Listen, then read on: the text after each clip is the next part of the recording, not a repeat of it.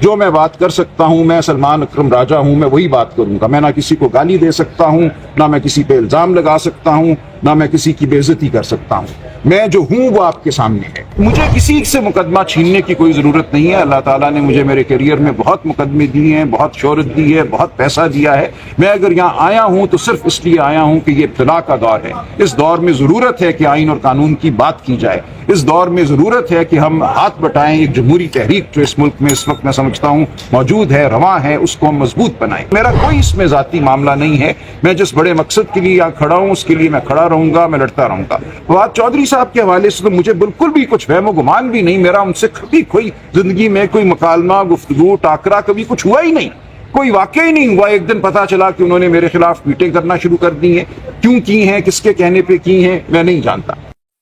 کسی تضحیق کا جواب تضحیق سے تو نہیں دوں گا نا، وہ میں نہیں ہوں۔ میری ایک پرورش ہے، میرا ایک وجود ہے، میرا گفتگو کرنے کا ایک طریقہ ہے، میرا ایک پس منظر ہے، ایک تعلیم ہے۔ جو میں بات کر سکتا ہوں، میں سلمان اکرم راجہ ہوں، میں وہی بات کروں گا۔ میں نہ کسی کو گالی دے سکتا ہوں، نہ میں کسی پہ الزام لگا سکتا ہوں، نہ میں کسی کی بے عزتی کر سکتا ہوں۔ میں جو ہوں وہ آپ کے سامنے ہے، اس سے زیادہ مجھے کچھ نہیں کہنا۔ سلمان اکرم راجہ صاحب، آپ کو تختہ مشق بنایا گیا مختلف سیاستدانوں کی جانب سے جن کا تعلق پاکستان تحریک انصاف سے، وہ خود کو کلیم کرتے ہیں، لیکن ساتھ میں آپ یہ بھی الزام لگایا گیا کہ آپ نے کرپشن بھی کی ہے، اور کرپشن کی داستانیں بھی ٹویٹر پر ہم لوگ دیکھ رہے ہیں، پڑھ رہے ہیں ان کی جانب سے۔ آپ کی خاموشی کو کیا سمجھا جائے؟ کون سی کرپشن؟ جواب نہیں ہے۔ کہاں پہ کرپشن کی ہے؟ مجھے تو الزام کا بھی کسی نہیں پتا۔ ایک باہر ملک سے اوورسیز فنڈنگ کر رہے ہیں، وہ پیسے یہ لوگ کھا رہے ہیں۔ ایک فضول سی بات ہے نا، کوئی بتائے نا کس نے کس کو پیسہ دیا، کہاں گیا، کس کی جیب میں گیا۔ بالکل یہ لغو نوعیت کا الزام ہے۔ الزام بھی ہوتا ہے کہ کوئی تو اس میں نظر آئے نا بات، جس کا آپ نے ایسی میں کہہ دوں کہ آپ نے اپنے چاچے کی زمین ہتھیا لی ہے، اب آپ اس کا دفاع کرتے پھریں گے۔ کوئی تو یہ تو اس سے بھی کم تر نوعیت کا الزام ہے۔ کوئی بتائے، کوئی شخص بتائے کہ اس نے کوئی فنڈ بھیجے پارٹی کو اور وہ فنڈ کسی حوالے سے میرے پاس آ گئے، مجھے کوئی علم نہیں ہے۔ میرا پارٹی کی فنڈنگ کے کسی معاملے سے کوئی تعلق نہیں ہے۔ یہ بھی کہا جاتا ہے کہ آپ چونکہ پاکستان تحریک انصاف کے سیکرٹری کے طور پر اس وقت فرائض سر انجام دے رہے ہیں، شاید آپ ان کو پسند نہیں کرتے پارٹی میں، ان کا رکھا جانا، اسی وجہ سے آپ اور آپ کے ساتھ جو 2-3 اور افراد ہیں خان صاحب کے شاید کان بھرتے ہوں، اس طرح کے الزامات ان کی جانب سے لگائے۔ دیکھیے ظاہر ہے، دیکھیے ایسا کچھ نہیں ہے۔ جہاں تک شیر افضل مروت کا تعلق ہے، میرا ان سے کبھی کوئی اختلاف نہیں تھا۔ ان کا ایک طریقہ ہے گفتگو کرنے کا، اس سے ہمیں ماضی میں نقصان پہنچا ہے۔ عمران خان صاحب نے سخت برہمی کا اظہار کیا ہے، جو سعودی حکومت کے حوالے سے انہوں نے بیان دیا، اس کا ہمیں ناقابل تلافی نقصان پہنچا ہے۔ وہ ایک ایسا لمحہ تھا، ایسا وقت تھا جب ہماری پارٹی اور سعودی حکومت کے درمیان ایک ہمیں ایسی نہج پہ تھے کہ وہاں یہ بیان آنا انتہائی پارٹی کے لیے نقصان دہ تھا۔ یہ ہوا۔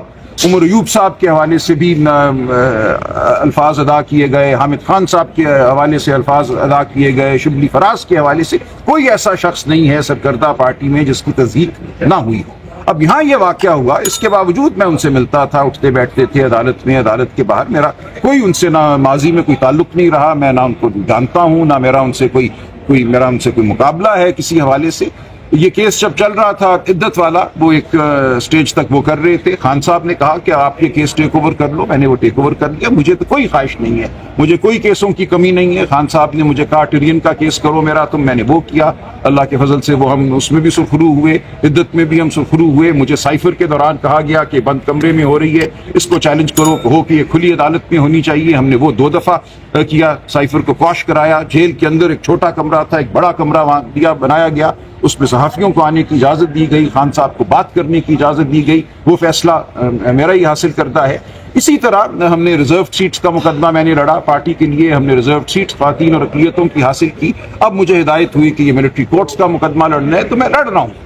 مجھے کسی سے مقدمہ چھیننے کی کوئی ضرورت نہیں ہے۔ اللہ تعالیٰ نے مجھے میرے کیریئر میں بہت مقدمے دیے ہیں، بہت شہرت دی ہے، بہت پیسہ دیا ہے۔ میں اگر یہاں آیا ہوں تو صرف اس لیے آیا ہوں کہ یہ ابتلا کا دور ہے۔ اس دور میں ضرورت ہے کہ آئین اور قانون کی بات کی جائے۔ اس دور میں ضرورت ہے کہ ہم ہاتھ بٹائیں، ایک جمہوری تحریک جو اس ملک میں اس وقت میں سمجھتا ہوں موجود ہے، رواں ہے، اس کو ہم مضبوط بنائیں۔ یہ ایک واقعہ یوں ہوا شیر افضل صاحب کے ساتھ کہ مذاکراتی کمیٹی میں جب خان صاحب نے ہمیں متعین کیا، مذاکرات کے دوران ہم نے ایک نشست کی، دوسری نشست کی، ہم نے بڑا واضح موقف اپنایا کہ ہم تیسری نشست یا چوتھی نشست میں نہیں آئیں گے اگر ہمارے یہ مطالبات نہیں مانے جاتے۔ اس دوران ٹی وی میں کسی پروگرام میں انہوں نے اس مذاکراتی عمل اور مذاکراتی ٹیم کے حوالے سے کوئی بات کر دی۔ काशिफ अब्बासी साहब ने अपने प्रोग्राम में मुझे कहा कि शेर अफजल साहब कह रहे हैं कि आप लोग तो लेट गए हैं हुकूमत के सामने, आप तो गिड़गिड़ा रहे हैं हुकूमत के सामने। उसके जवाब में मेरा ये फर्ज बनता था कि मैं पार्टी का दिफा करूं और उस अमल का दिफा करूं जो इमरान खान साहब के कहने पर जारी हुआ था। मैंने इतना कहा कि ये उनका इस्तेहकाक नहीं है कि वो इस अमल के हवाले से कोई बात करे, और तमाम वाक़यात का शायद उनको इदराक नहीं है कि क्यों ये अमल जारी किया गया। तो इतनी एक बात हुई काशिफ अब्बासी के प्रोग्राम में। उसके बाद उसी दिन या अगले दिन कई दिन तवातुर से इन्होंने मुझे टीवी पे बाकायदा गालियां दी, मुझे बदबख्त कहा, मुझे गद्दार कहा, मुझे एजेंट कहा। अब ये मुझे आप बताइए कि अगर ऐसी गुफ्तगू कोई शख्स करता है और ये इमरान खान साहब तक पहुंची ये तमाम बात, तो उसको डिसिप्लिन के हवाले से कुछ तो जवाब दे करना होगा ना। तो मेरा कोई इसमें जाती मामला नहीं है, मैं जिस बड़े मकसद के लिए यहाँ खड़ा हूँ उसके लिए मैं खड़ा रहूंगा, मैं लड़ता रहूंगा। फवाद चौधरी साहब के हवाले से तो मुझे बिल्कुल भी कुछ वहम गुमान भी नहीं, मेरा उनसे कभी कोई जिंदगी में कोई मुकालमा, गुफ्तगू, टाकरा कभी कुछ हुआ ही नहीं, कोई वाकया ही नहीं हुआ। एक दिन पता चला कि उन्होंने मेरे खिलाफ ट्वीटें करना शुरू कर दी हैं, क्यों की हैं, किसके कहने पे की हैं, मैं नहीं जानता। ये बिल्कुल एक ऐसा मामला है जिसकी कोई शुरुआत है ही नहीं, तो कोई एक ऐसा एक भी वाकया नहीं कि मेरा उनका किसी मामले पे कोई तनाज़ा हुआ हो, कोई भीड़ हुई हो। मैं तो मिला ही नहीं उनको सालों से। तो वो भी एक जो वकालत वो करते थे, कभी कभार अदालत में उनसे मुलाकात हो जाती थी। इसके अलावा मेरा उनसे कोई ताल्लुक जिंदगी में कभी भी नहीं रहा। एक दिन बस पता चला कि वो रोज टीवी पे आते हैं, वो रोज ट्वीट करते हैं और मुझे हदफ बनाते हैं। इसकी वजह क्या है ये आप उनसे पूछिए। और ये बिल्कुल एक तरह से 2-3 लोगों ने ये काम एक ही वक्त करना शुरू किया। तो ये लोग इस बारे में कोई बनाते हैं थ्योरी, मैं कुछ नहीं कह सकता, लेकिन ये बात बिल्कुल वाज़ेह है। अगर आप टाइम लाइन देखेंगे किसने कब क्या कहा, वो आप पे बात वाज़ेह हो जाएगी। तो मेरा फवाद चौधरी से कोई ताल्लुक ना माजी में रहा है, ना अब है, ना मेरा उनसे कोई तनाज़ा है। उन्होंने मेरी वालदा की तज़ीक़ की है, मुझे गालियाँ दी हैं, मुझे रॉ का एजेंट कहा है। ये तमाम बातें उन्होंने खुद पिछले चंद दिनों में कही हैं, मुझे करप्ट कहा है। ये तमाम बातें ऐसी हैं जिनका जवाब आप उनसे लें कि किस हवाले से मैं करप्ट हूँ, या मैं इस्टेब्लिशमेंट का एजेंट हूँ, या मैं रॉ का, दोनों कहा मुझे, इस्टेब्लिशमेंट का एजेंट भी कहा, रॉ का एजेंट भी कहा। दोनों बातें उन्होंने 2 दिनों में कही। तो ये तमाम बातें ऐसी हैं जो लग़्व हैं।